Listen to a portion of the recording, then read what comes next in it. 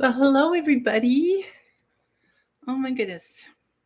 Kiri, hi. Patty, there you go. Blessings to you, too. Canning peaches. Oh, my goodness, Wendy. That is so wonderful. I know it's a lot of work, but in the middle of winter, pulling out a jar of canned peaches, so good. Problem I have up here is being able to get good peaches. Um, it's like the very first crops that get shipped here because we don't grow them here. But the first ones that get shipped here are the best. And then after that, I don't know if they get stored in too cold of buildings or what it is, but it's like the surfaces look fine. They're not very fragrant. Then you slice them open and they're just like all brown inside. And they're hard, brown, woody, flavorless. And it's just like year after year after year, I waste money on trying to get, and I won't buy a lot. I mean, I'll buy 4 or 5 peaches, but it's like I get them and it's like I'm so excited about fresh peaches because they only come around once a year. And so I would love to know where you get your peaches in and everything else. I wonder if getting them through Azure would be the best thing. I'm not sure, but Patty, I hope to see you again soon. Dave, good evening to you. Shady Hill Homestead, hi. Welcome, welcome, welcome. Hey, Alicia. I think I already said hi. Sorry. Kiri, hello. You have local peach orchards? You do? Oh, fresh bushels. Nice. Sorry, I'm just still adjusting the screen here. Grammy Karen, hi. How are you? And Patty, Tinker's wife. Huffman House, good evening to you. Thank you for being here. Oh, okay. I picked too early and just for probably in hopes that they would be at the ripe stage by the time we get them in the store then. Yeah. I have not seen, I mean, we've got little, local vendors in parking lots and things like that have their little booths, but they don't, the peaches are still shipped in. So, anyway. Oh, Alicia, yeah, I hear you. The heat can definitely do that. Absolutely. Absolutely. Today you pruned the oak trees. Oh, nice. They keep hitting your tree. You hauled the branches home, fed. Oh, I bet they were happy. Kira, you be careful out in the heat. That's a lot of hard work out there. Sunflower Marcia, hello. You have local peaches in Pennsylvania too? Well, maybe there are some local peaches here, but I've never seen anybody successfully growing them. We just don't have long enough growing season, for them to do well. Peaches and pecans are grown commercially here. So nice, so nice. Oh, okay. Well, Patty, I hope you're doing better, and I hear you about having a long day of medical stuff. So you just hang in there. We'll be praying for you. You have 4 flowers on one of your tomato plants. Nice. Oh, that's so great. If you not get any bees there, Alicia, make sure that you like shake the flowers and stuff really fast. A super trick, if you have one, is to get an electric toothbrush, and the little stem that goes out to the flower petals, to the little flower. Put the electric toothbrush on the little stem there, and it'll vibrate so fast that it will pollinate in there like a bee would be pollinating in there because they're buzzing and they're how fast their wings are going. It would be the same as about an electric toothbrush. And so you will get 100% pollination if you do that. So otherwise, sometimes, now the first flowers generally pollinate really well and you usually get fruit right off of them. But as the plant grows up, a lot of times you'll get a cluster of 6 flowers or something and maybe a tomato on one. But anyway, yeah, that works. That works great. You get years from Hood River or just east of Portland. Okay. Hey, Matt, how are you doing? Thanks for being here. We got a hot one today, don't we? Our heat index is at 100. The humidity is pretty high. So our high was mid 90s, but heat index at 100. I think, well, for the next 10 days, we're at 85 or mid 80s for the highs, mid 60s for the lows. So summertime.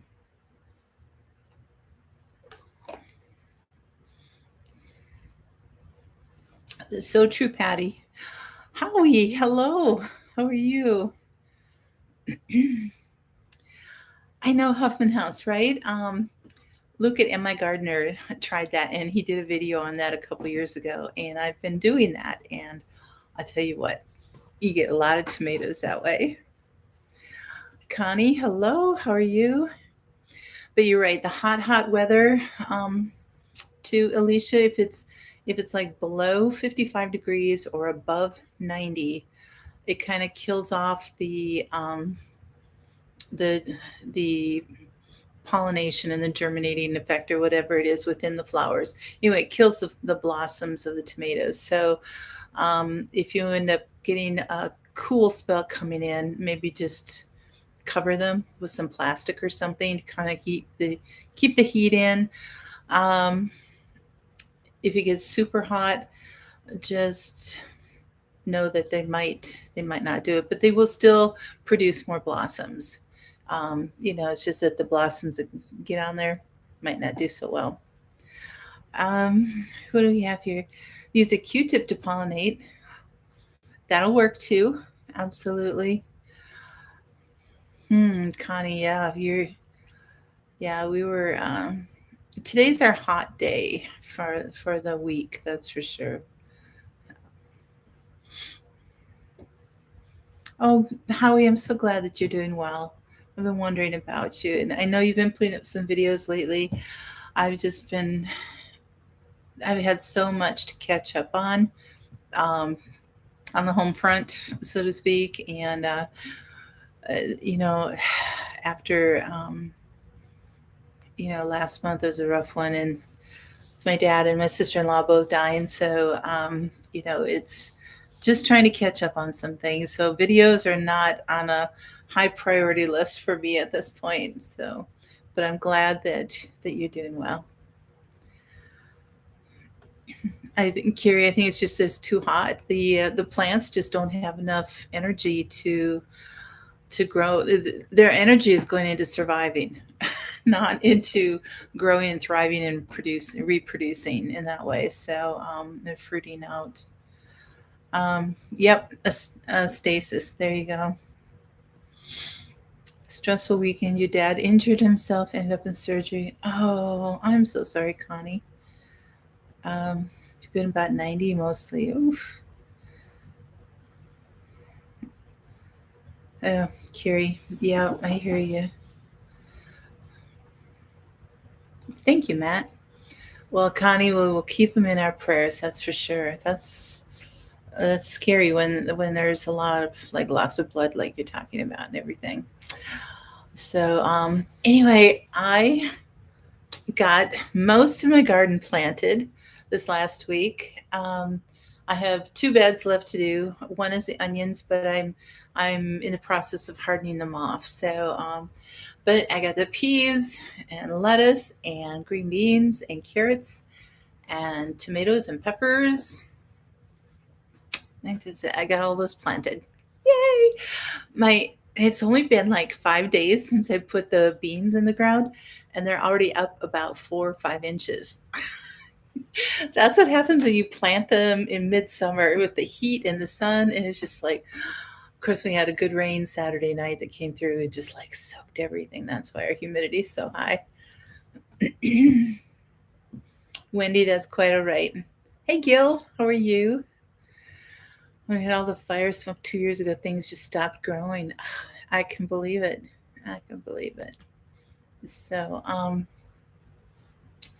but yes, guys, it felt so good. It felt like a little bit of normalcy back in my life, just to get out and get in the garden. And I mean, it took me like a week to weed my beds and to get them ready. And then it was like another week before I could get out to plant them. And almost a week and a half.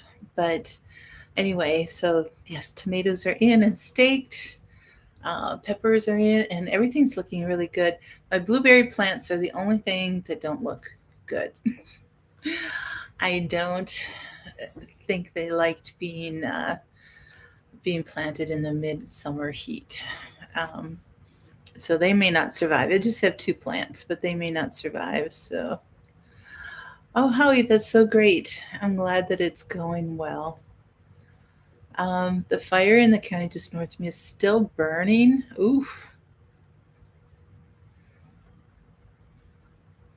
Oh, wow. Got a lot of fires around you then, Kiri. Thank you, Grammy Karen. Um, People think you're crazy how excited we get when our crops start coming up. I know. I know. It was like, when was it? Um, Sunday morning, I think. Well, today's Monday night. So it might have been Saturday. Was it Saturday? No, I think might have been Saturday night or Sunday morning. I went out in I don't know. It hasn't been very long though. Maybe it was Saturday morning, and the beans were just starting to break the surface. They're how the stems kind of curl a little bit before they start popping up, and you see the little bright green there. And now they're like this tall within like 2 days. They love this heat, and they're just going like crazy. Yeah, Gil, you be careful out there. You be very, very careful. Um, you're getting about a pint of blueberries a day. Oh my goodness. Wow. Yeah, I was just hoping that I could get my plants established, but um hey Ricky, hello, how are you? Another Minnesotan here. The Minnesota. Matt and Sarah from Minnesota, and Ricky. Ah, so yes, there are a lot of lives. Yep. You sent prickly pear and horehound to the Broussard homestead. Oh, okay. Yeah, it all depends on your climate, and some things can do really well where you're at, and even you know I think we're like one zone apart between Matt and Sarah and I, and even just that distance, there's some things that I know grow better for you than they do for me, and vice versa. So it's kind of crazy. And again, our soil depends on what you have. I have very sandy soil, so I've had to amend a lot. But you want blueberries, but they don't grow here. Yeah, I know. Some things you just have to rely on getting at the store or farmer's market or something. And when you can find a good deal, that's when you get it and you can it up, or preserve it somehow. Beside your house, we get blackberries and apples. Nice. Very, very good. Very good. Um, yeah, the beans and peppers or the tomatoes and peppers are looking really good. I hardened them off for quite some time, but they were in their little 2-inch pots for so long, or less, smaller than 2 inch, no, about 2-inch pots. And I was concerned that, or at least the tomatoes were, the peppers were in little bigger pots, but the tomatoes, they were getting so root bound and not really growing at all. And so I was a little bit concerned, but I put them in the hole, put them in deep with a broken egg in there, and with the shell and everything, and then put like a fourth of a cup of Trifecta Plus in there from Emma Gardner. It's a really good all-around fertilizer, and then watered well and stuck them in there, and they seem to be pretty happy. So even with this midsummer sun, there were a few leaves that got few little white spots, but otherwise things are really bouncing through really well, looking good. So I need to mulch in there now and kind of take care of things. So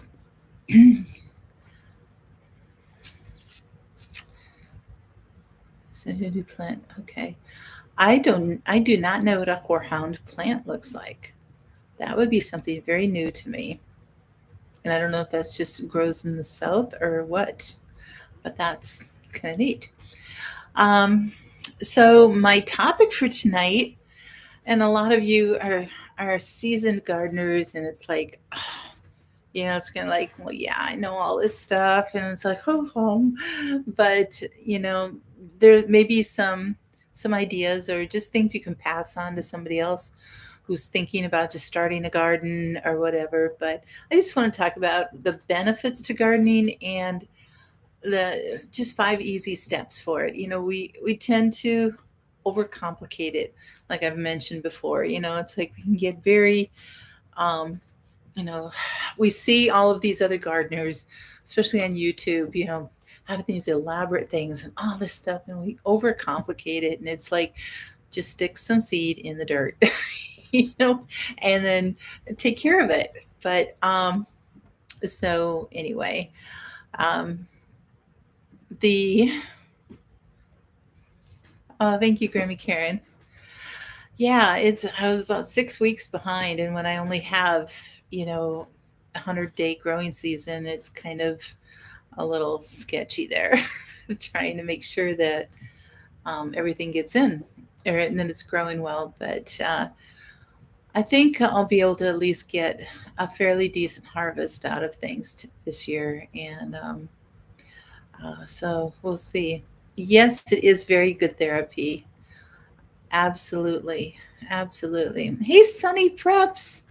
Oh, I'm sorry you're buffering. Um,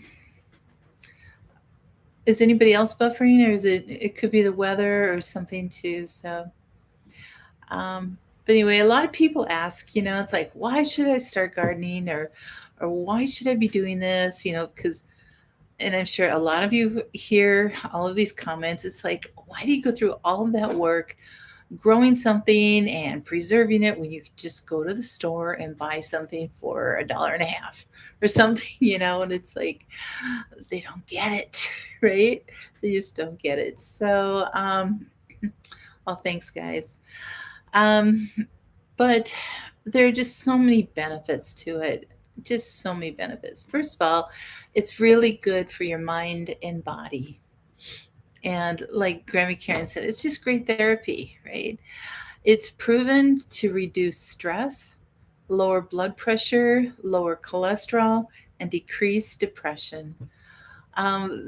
There's studies that even show that just looking at a garden or plants can generate changes in such things as blood pressure, heart activity, muscle tension, and brain electrical activity. So yes, with all the stress that we've had for that I've been through in the last 2 years for sure, but it's like just being able to get out there is like a little piece of normalcy for me, and just getting in the dirt and just watching things grow. And sometimes I can just bring my stool out there and just sit in the garden and just look at things, and it's really, really, really helpful. So uh, you're in the holler. Okay. Well, Sunny Prep say that must be your new place, and I hope things are going well there for you. So it says that the colors and the textures in the garden and what we grow and different things, it can evoke different emotions of calm and tranquility and happiness and all that kind of good stuff. But it's more than a feel good pastime. It can be truly a therapy for our body and our soul. And I know you all feel that. It's like, just like after a long day of work, getting out there, and it's not like um, necessarily a horrible chore that's a drudgery and I gotta get out in the garden. It's like I'm gonna get out in the garden for 20 minutes and just chill, just kind of decompress from the day, all that kind of stuff. So it really does help. Um, Another thing that gardening is good for, it can help impact the environment. They, excuse me, act as a highly effective air cleaner because all the carbon dioxide that they can emit, and the um, it all green plants take in the pollutants and then they process it through all of their photosynthesis stuff and everything, and it helps to clean the air around you. So like more plants in your house and more plants around your house gives you a better air quality, that's for sure. Oh, oh, Wendy, that is hot. Yes. Um, Oof. Yeah, when I was in California last month, it was 115 there without any heat index. Well, the humidity was only at 13%, so there's really not much heat index there, but it was still very hot. Those dangerous temperatures. I figure anytime it gets hotter than what your body temperature is dangerous because there's no way for you to cool down in just the regular air. That's where it's like you have to have the air conditioning in order to cool your body down, or just soak in a lake the whole time. It's like that cools your core down very quickly. That's for sure. Oh, yeah, yeah. They are getting some record heats down there in the south, in a place that's already gets really hot. That's tough. That's really tough. So, the plants can also help the environment by reducing erosion. So, if your home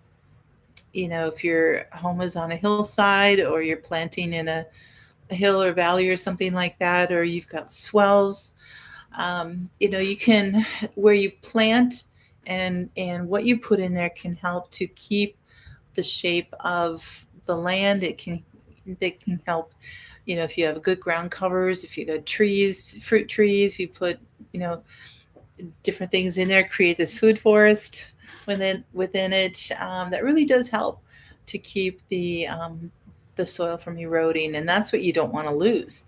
You don't want to lose that good topsoil. After internal body temps can't cool is bad. Exactly. Exactly. Um, Clotheslines dry fast. Oh, nice. I know it's. I've got a few things to put out on the line, but it's, sometimes I'll wait till tomorrow. You're over 2,000 feet now. Oh, that does help, Kiri. Yes, I'm thinking I'm at about 1,700, I think. So you're higher in elevation than me. Um, you can even, did you guys know that there's such a thing as a rain garden? That you can make use of the rainwater runoff and help prevent harmful pollutants from making it into the streams and the lakes.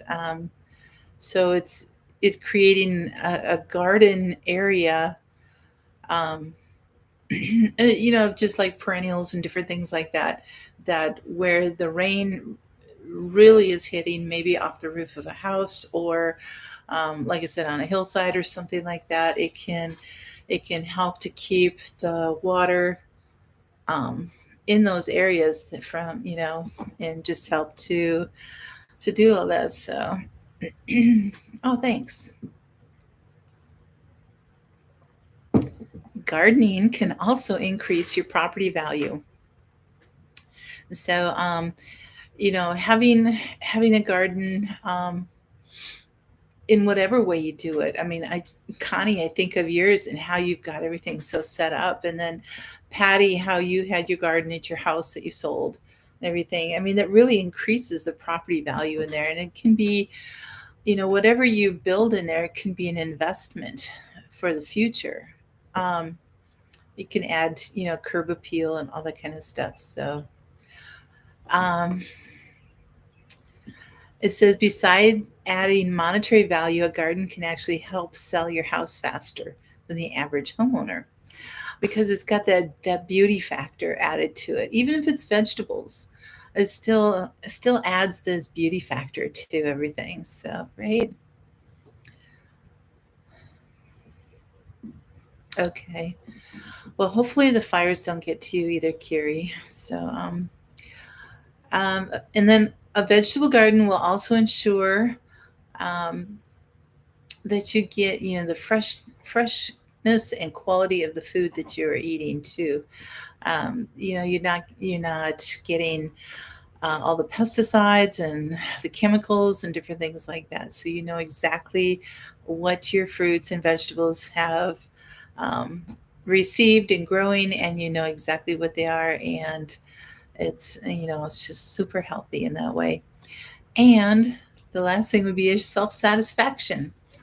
So gardening and landscaping is truly becoming an art form. Planning, planting, and watching your own garden grow can fill you with such satisfaction and pride. Gardening is truly a lifetime hobby. It says the more you learn, the more proficient one gets. Sometimes there's always other factors, right? New pests that come in, weather changes, all that kind of stuff. But the more you learn, the more proficient you can get, and the possibilities become endless. So, about upgrades, building your mini orchard and berry patches. Oh, nice. Oh, that is so great. Yes, all of those things definitely appeal to a person. They're like, oh, there are these, we've got apple trees, there's orchard. It's like, yeah. Um, so not just what you can get out of it, but what you can end up preparing for the next person that's there. So, all right, fresh grown veggies and herbs are tastier, crisper, and even healthier than what you find at the store. There's also an amazing sense of accomplishment you feel when you serve your friends and family homegrown veggies and herbs. Like the food you put out on the table, it's like, we grew this, it's like um, a full salad, or you've got squash and green beans and, you know, um, carrots and all the kind of thing that. And if you're growing your own meat, it might be chicken on there, so you can have a whole entire meal of everything that you grew. And um, for those of you who can, you look at your shelves after canning season, and there's such, I mean, yeah, it's a lot of hard work, but there's such a feeling of satisfaction when you can look at all that and going, wow, look at that. The food is so beautiful. Look at all the food that's up there that I did, that I put up and I grew. And we're going to enjoy this all winter long. So, yeah. Oh, Wendy, that is so cool. Um, that you're able to get those organic and everything. That's so great. Um,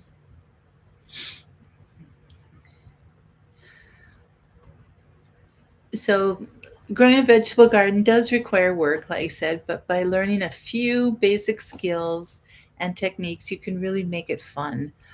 Like I said, don't try to make it a just this super chore of just like, oh, I got to get out in the garden, but make it a fun experience for yourself too. And there's a few tricks that you can do with that. First of all, especially as a new gardener, start small. Don't start with, a 2,000 foot square foot garden. That's going to be way too much, way too overwhelming. And like Alicia, you're starting with some pots. That's fantastic, and um, Oh, they're from your farm. Oh, Wendy, I didn't. I'm sorry, I missed that part.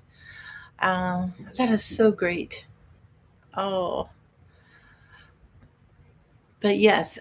So one of the biggest mistakes that first-time gardeners make is planting an area that's way too large to maintain. Way too large. Um, says when you have some success at your first attempt with a small garden, it's easy to expand it and to grow from year to year. Um, if like Alicia's starting from pots, but if you have, just a piece of ground, start with something that's about 6 feet by 8 feet, no bigger than that. Um, it could even be smaller. It can be 4 by 8 or something like that, which is about the size of a piece of plywood, right? And just put in, a few things. You put some lettuce, a few beans, a couple tomato plants, just some variety of different things, and but not like you're just putting in 200-foot rows of, of peas or beans or something like that. So, um, just start small, be successful with what you can do, and that will encourage you for the years to come. What you try to do is pick a spot with as much sun as possible. And remember that you'll have to water your garden, so you keep it in mind for the location. Don't put it like way out on the back 40 or something. It's like, oh, it's sunny over there. It's like, well, how are you going to get water to it? Make sure that you can get to it with a hose, or however you're going to be watering. So, peach butter. Oh my goodness. Oh, that sounds so great. Get some green on your thumb before. Yes, very good. Awesome. I gotta switch to live chat here instead of top chat. Um, oh, that just sounds wonderful, Wendy. Absolutely. So, yes, so close proximity to a water spigot is ideal, whether you use a hose or a watering can. Um, if you have to have it at a distance where you don't have a hose that can reach it, see if there's any way to put in, like, just a hand pump well type of thing. It just goes down and taps into, a sand point or whatever it is. Now I know in Arizona, Texas, New Mexico, it's like you can't do sandpoint wells. It's like it's got to go down 1,000 feet or something. So I get it. I understand. But anyway, you're getting some algae in your containers. What causes that? Will it affect the growth? You're talking about just like some kind of green, like say algae or a little bit of mold type of thing on the surface of the soil. Okay, it's on the top of the soil. Um, Usually that means that it's been too wet. Maybe you're watering it too often, or it's not getting enough sun to dry that out to kill it off. Do you have your plants in enough sun for the day during the day? Wendy says they messed up when you had the fire. Try to order, please. Oh, yeah. And Wendy, that I'm sorry that happened to you. Yeah, your fire that was just devastating for you. But and to remember that so much had been established over time, right? You had done, a little bit here, and then adding more, and then adding more, and then when you try to replace that all at one time, that is overwhelming. Yeah. They get lots of sun. Okay. Um, it's if it's only just a little bit, that's not going to be damaging at all. But see if you can. Have you mulched it? I see. Patty, I think the Tinker's wife is gone. think if Patty's still here, um, maybe you have some ideas for Alicia, or Dave. Maybe you have some ideas too. All right. So yes. Well, you've got my curiosity up here. How to get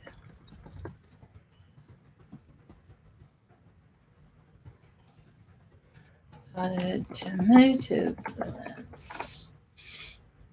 Um,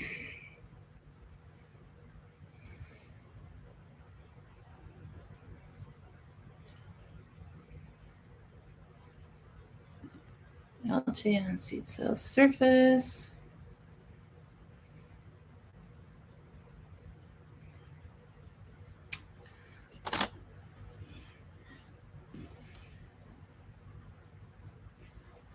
Yeah, probably just too much. Algae require moist conditions from soaking wet to boggy to humid. Um, yeah, it's one of my um, gardening tip, and it'll be coming up so too, is that um, make sure that the soil is dry down at least 1 inch. Stick your finger down there, make sure it's dry down further, and and then you can water, because really you're not, especially for tomatoes, you're not watering the surface, you're watering the roots, and those roots will go down 8, 12 inches, and you don't want to keep those saturated, because you can end up with like rotting the roots out too. So you do want to let them get a little bit dry. So yeah, overwatering, okay. um, Troughs in the peg really have algae grown in the water, okay.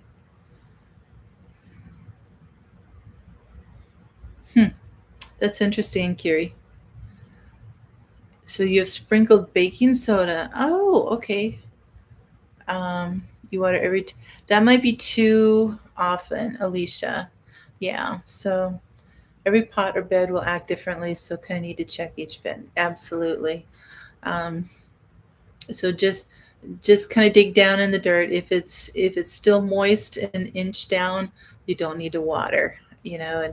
And again, depending on your soil, depending on the humidity, all that kind of thing, you might not need to water as often. So, hey, Michelle, good evening to you.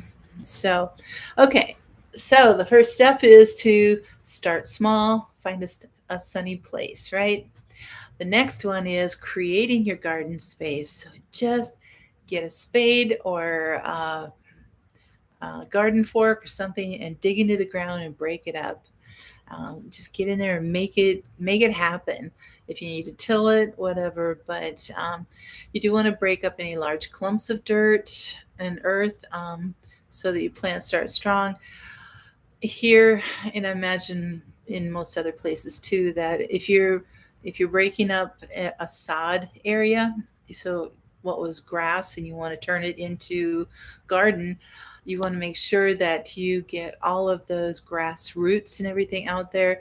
So what I did, um, I had started out with a 1,200 square foot garden, and I hand shoveled the whole thing. And so I dug in with my spade, got a spade full, pulled it up, and then just broke it apart and shook out all of the dirt from this sod piece, and and then just tossed the grass and the roots and everything, so that I made sure that what dirt was down there was free of all these roots and everything. So you get a good start on it. You'll have a lot fewer problems when you're trying to grow. You won't have grass coming up in there, or at least minimal. It really helps to get a good start on it. Another way you can do it is to, um, you can lay down. You can till up an area too, but lay down some cardboard and then some sticks and dirt, and just kind of keep piling things up until you've got a good 8 to 10 inch surface of matter there, and then you could plant into there. Now, if you're building up like that, you probably would want to let it, unless you have a lot of good compost, you might need to let it sit for a year for it to decompose a little bit. But otherwise, just pile a lot of compost on there too. Um, what kind of fertilizer do I put on cucumbers? I have not grown cucumbers for a long time, so Michelle, I'm sorry I couldn't answer that, but it looks like Dave is answering for you, which is awesome. Hi, Patty, Southern Blessed. You made it back from the garden with a handful of green beans, kidney beans, and navy beans. Nice. Oh, that is so great. Um, then now you tried 2 more seeds. Oh, it could be that. It could be the soil. But yeah, the seeds. Hmm. Nitrogen is for leaf and vine growth, so they need more phosphorus making fruit. Yes, absolutely. Okay, so starting small, having a sunny space, breaking up your soil, that is the next thing. So there's really 5 basic steps to starting a garden. So you have those two. Third one is picking what plants you want. What do you want to grow? And then getting your supplies. Um, so when selecting your plants for your vegetable garden, consider how large they will get, and then choose vegetables and herbs that you will actually use in your recipes. I've I've said this many times, like grow what you eat and then eat what you grow, right? Grow what you eat. And so a lot of people hear that and it just doesn't sink in until they go, oh, okay. I don't like tomatoes. So why am I growing tomatoes, right? So, um, it's like we never eat chili. So it's like, why should I be growing tomato or making tomato sauce if we're not eating chili or whatever it is? So, um, anyway, grow what you eat and eat what you grow. Yep. Oh, Michigan daffodil. Hi. No, that's quite all right. That's okay. I always make sure that the replay can be seen. So, okay. So, uh, here's a few vegetables that are really easy to grow for a good gardening success. Tomatoes, cucumbers, usually Alicia. Cucumbers will grow. Peppers, beans, lettuce, basil, sage, and thyme. Those are just some really easy veggies and herbs that can really grow. A lot of things out there are very finicky and really delicate. And so if you choose those for your very, very first gardening experience, it might be frustrating and discouraging for you. So um, things that are unusual and different thing, I would put off trying those till after you've been gardening for a few years. And then it's like, okay, I kind of have this under my belt. I kind of know how to do tomatoes. I kind of know how to do beans and peas and everything. I'm going to try this unusual thing. And it's like, and if it fails, okay, it fails. If it works, it's like, hey, great. So, but you don't want to, you just don't want to be setting yourself up for failure and discouragement and different things like that. So, all right. So, yeah, so planting them, some of the supplies you'll want, of course, is fertilizer, compost, different things like that. Best way to fertilize vegetables is to um, put it in your soil when you're planting, and then once again halfway through the summer. Now there are a few vegetables here and there that might need something extra.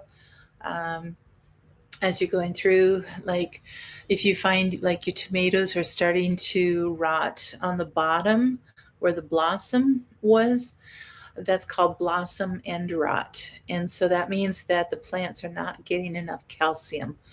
Excuse me. It's one of the reasons I break an egg in the roots when I plant it, is to add that extra calcium um, to the growth, for the growth of the plants. So there's, you'd have to find a fertilizer that is a little much more rich in calcium, or that's specific for blossom and rot, and then you can incorporate that into the soil if it's granules. Otherwise, if it's a liquid thing, um, you know, do whatever the instructions say, that kind of thing. So, um,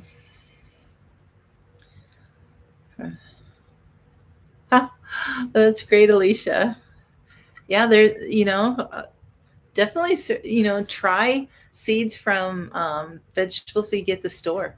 Some of them work, some of them don't, but a lot of them will work. And so that's great. At least the thief let the faceless. Oh, your goats create some problems though too, Kiri. I know that.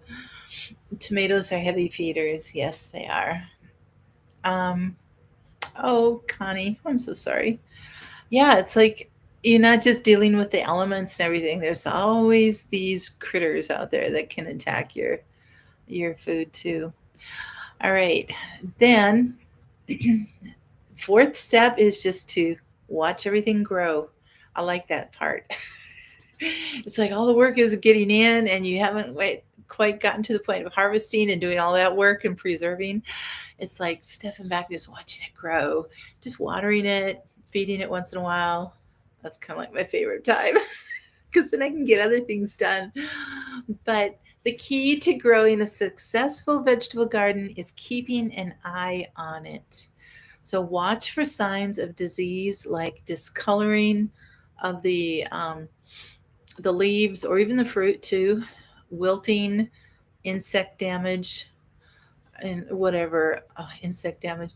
I've seen more not caterpillars, grasshoppers around this year. And I'm like, oh, a few years back, I had one huge grasshopper. I mean, this sucker was probably 3 to 4 inches. It was a huge grasshopper.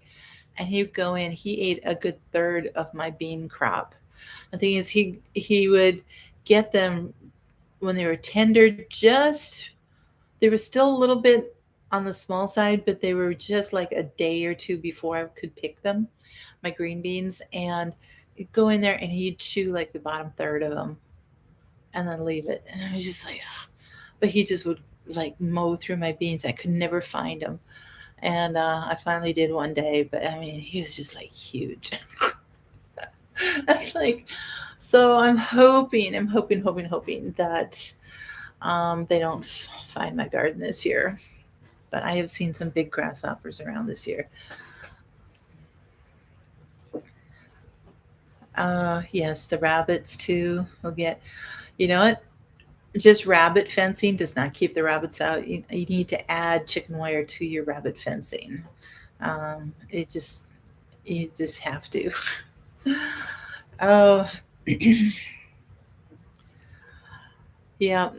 So, okay. Then you want to stake large plants as needed.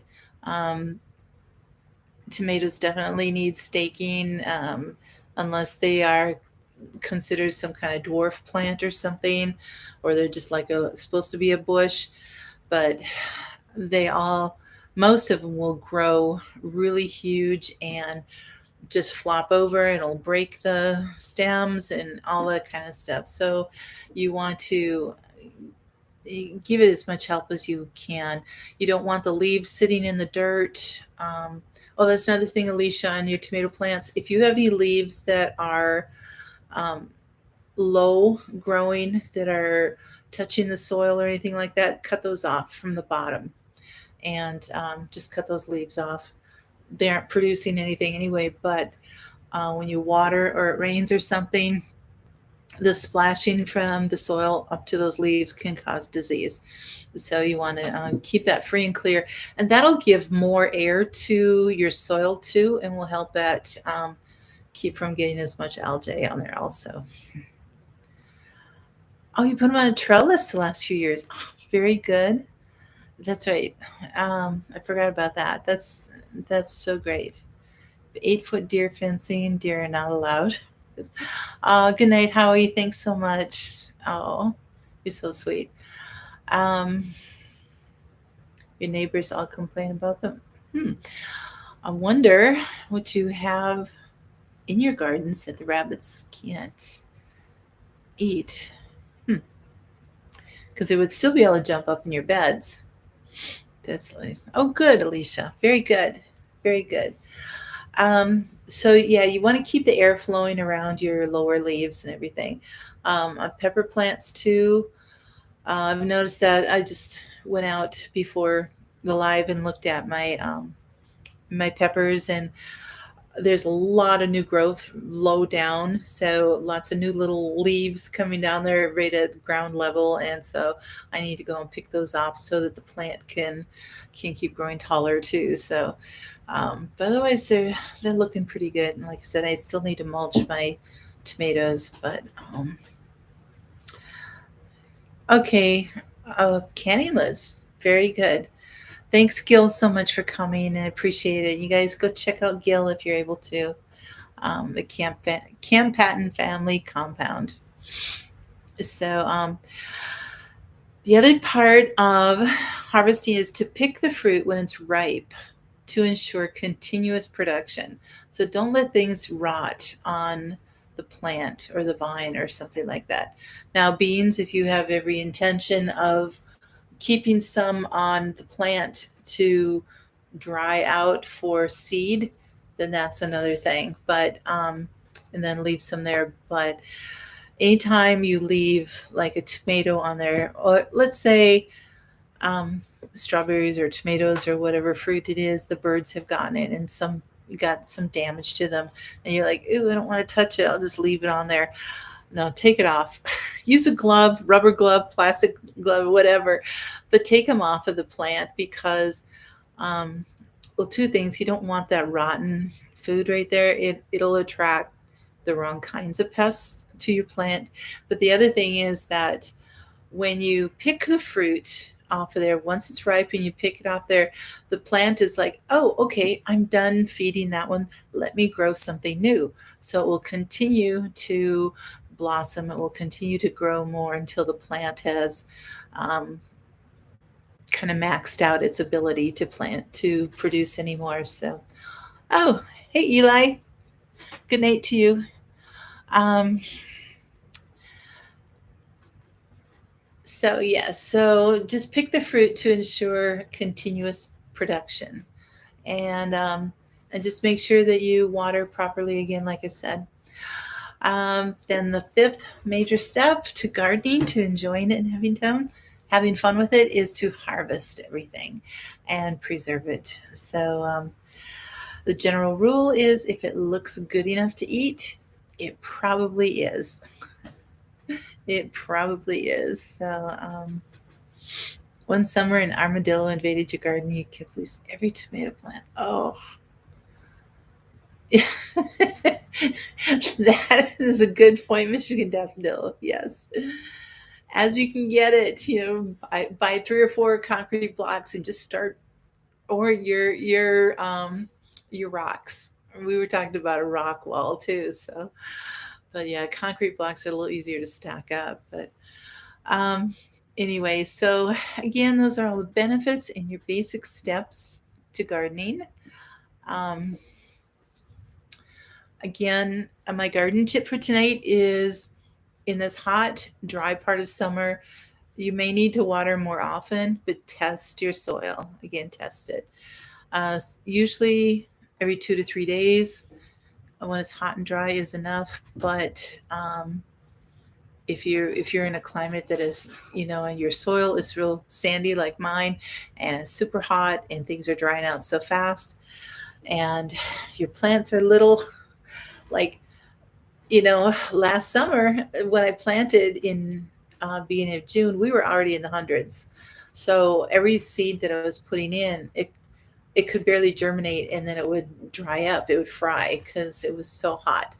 Um, it's one of the problems I have to be careful of right now because, mid-July, it's so hot. The sun is hot, and so I'm watering some areas of my garden like twice a day, like where the lettuce seed is and the carrot seeds, because those are only like a quarter of an inch below the surface of the soil. Excuse me, and it dries up really fast for the first half inch or inch of the soil, and so I want to make sure that they have an opportunity um, to germinate and to start and everything. So those I'm watering a little more often. The beans that are up now, I don't have to water as often. The tomatoes, of course, I don't have to water as often, and the peppers, um, especially if I'm mulching them.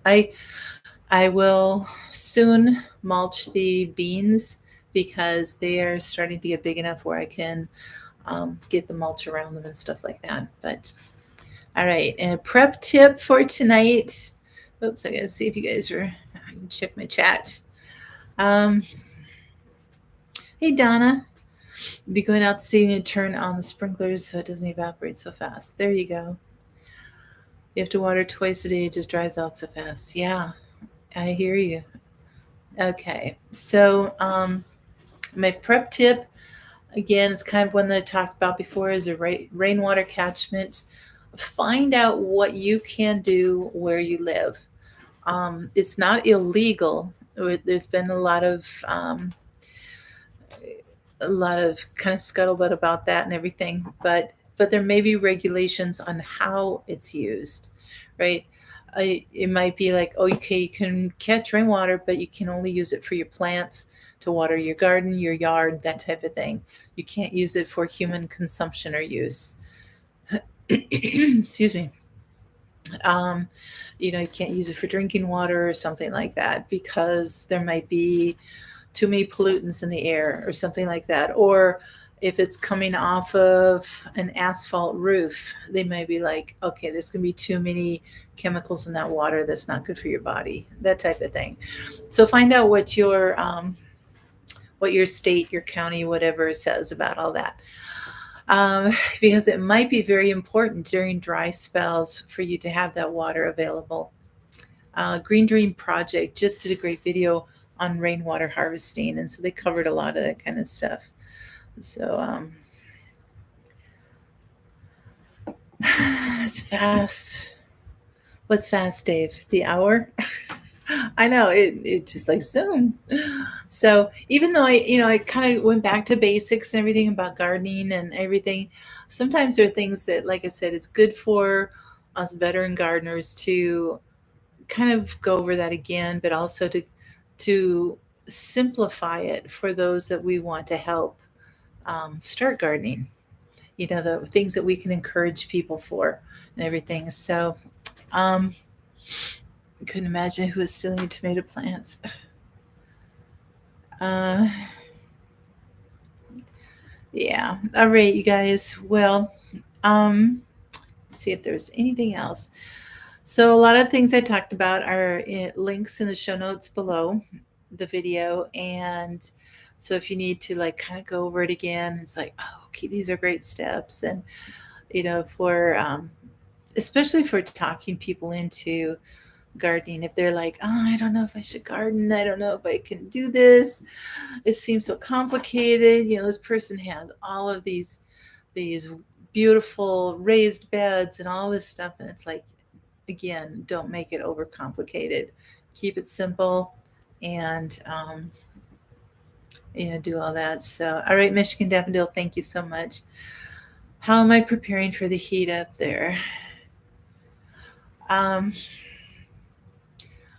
Just air conditioning, staying cool, and watering more often, just checking on the garden. My tomatoes, the bed that I like to use and everything, it gets shade from about 1:30 or 2 o'clock in the afternoon on. So it still gets the heat of the day, but it doesn't get that direct sunlight right on there. It gets direct sun from 6 o'clock in the morning, 5:30, 6 o'clock in the morning, until, like I said, about 2 o'clock. So it still gets 7 or 8 hours of sunlight on the tomatoes itself. And I find that they do much better that way because they have that little bit of a break from that intense heat all day. Now the beans love the sun and the heat all day. The peppers love it. Some of the other plants just love it and everything. I'll have to see how the peas should do pretty well. I think by the time they start flowering and producing, it should be cooling off a bit by the end of August. So I think they should be doing pretty well. You have 5 50-gallon rain barrels in your garden. Nice, Debbie. Oh, that's awesome. So, the rainwater for animals. Okay, great. Yes, Wendy. Yes, check with your local extension office. Close all your drapes, your shades. Oh, okay.